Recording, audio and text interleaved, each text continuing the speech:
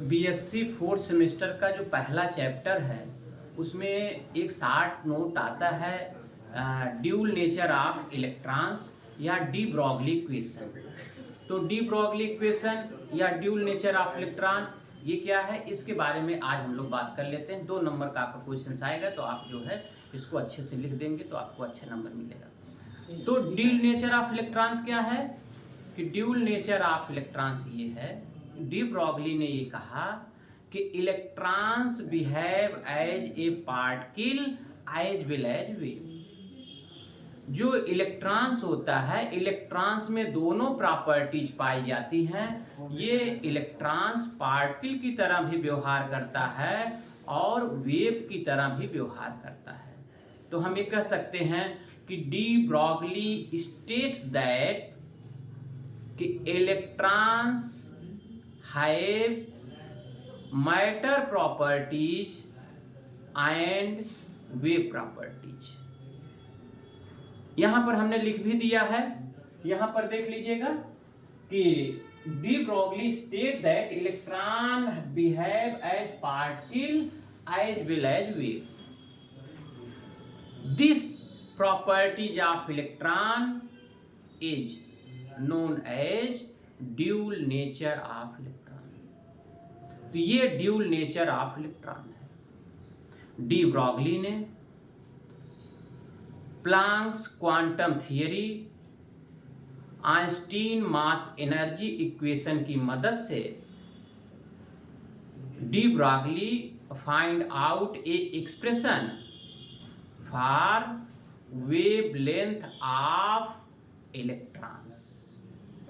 तो जो इलेक्ट्रॉन्स का वेव होता है उसके लिए डी ब्रॉगली ने एक रिलेशनशिप यहाँ पर फाइंड आउट किया, एक्सप्रेस किया विद द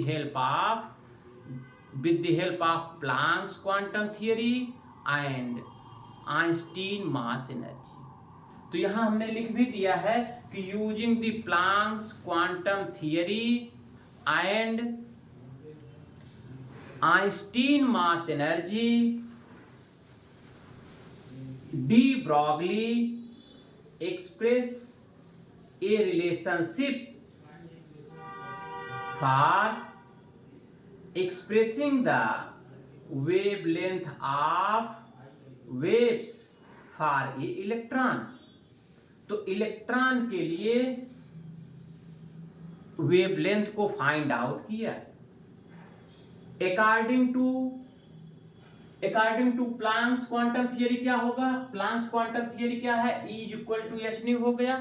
इसको हमने क्वेश्चन नंबर 1 मान लिया, जहां पर न्यू क्या है, फ्रीक्वेंसी ऑफ वेव है, H इज प्लैंक्स कांस्टेंट। दूसरा इक्वेशन जो होगा हमारा Einstein mass energy, Einstein mass energy बराबर होता है E बराबर mc²। तो इक्वेशन नंबर 2, पहले इक्वेशन और दूसरे इक्वेशन से हम ये पा सकते हैं। अच्छा, इसमें m क्या है, मास ऑफ इलेक्ट्रॉन है, और c जो है वेलोसिटी ऑफ इलेक्ट्रॉन। पहले इक्वेशन दूसरे इक्वेशन से हमें मिलेगा mc² is equal to h nu, nu बराबर होता है c बाय लेम्डा। तो इसको आप यहाँ रख देंगे तो हो जाएगा mc² into s c by lambda, c cancel हो जाएगा। आप इसको यहाँ पर रीअरेंज करेंगे तो लेम्डा बराबर हो गया h बराबर h बाई mc। तो लेम्डा बराबर हो गया h बाई mc, और mc जो है ये मास है, वेलोसिटी है, जिसका हमें रिजल्टेंट होता है उसको मोमेंटम कहते हैं। तो mc की जगह हम p रख सकते हैं, तो लेम्डा इज इक्वल टू हो गया h बाई p। हम ये भी कह सकते हैं कि लेम्डा और p में जो रिलेशन मिल रहा है यूनिवर्सली प्रोपोर्शनल है। एक रिलेशन हम लिख सकते हैं कि wavelength is universally proportional to momentum के।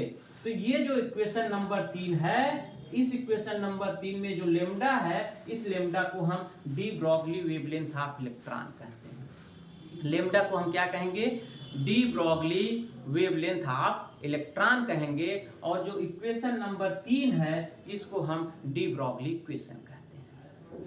अब इसकी जो प्रॉपर्टीज है, प्रॉपर्टीज में हमें कह सकते हैं कि यहाँ पर हम आपको 3 प्रॉपर्टीज बताते हैं कि पहले तो प्रॉपर्टी ये है कि स्मॉल इलेक्ट्रॉन्स या स्मॉल पार्टिकल्स है मास। चूंकि ये जो स्मॉल पार्टिकल्स हैं इसके पास में मास है, हेंस दीज स्मॉल पार्टिकल्स है मैटर प्रॉपर्टी। इसलिए इसमें कैसी प्रॉपर्टी होगी, मैटर प्रॉपर्टी होगी। दूसरा, the electrons shows properties like wavelength, amplitude and frequency. तो जो इलेक्ट्रॉन्स होते हैं, इलेक्ट्रॉन्स में इस तरह का नेचर प्रेजेंट अगर है, that means electron behave as a wave. तीसरी प्रॉपर्टीज है कि हमारे जो स्मॉल पार्टिकल्स हैं, small particles like electron, proton and neutron,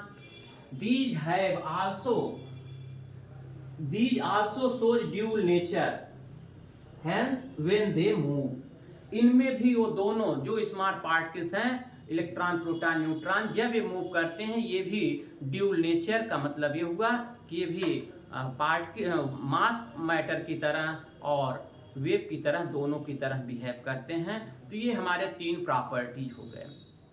तो इस पर अगर आपका शॉर्ट नोट आएगा तो आप अगर इतना लिख देंगे तो आपका बेस्ट मैटर होगा।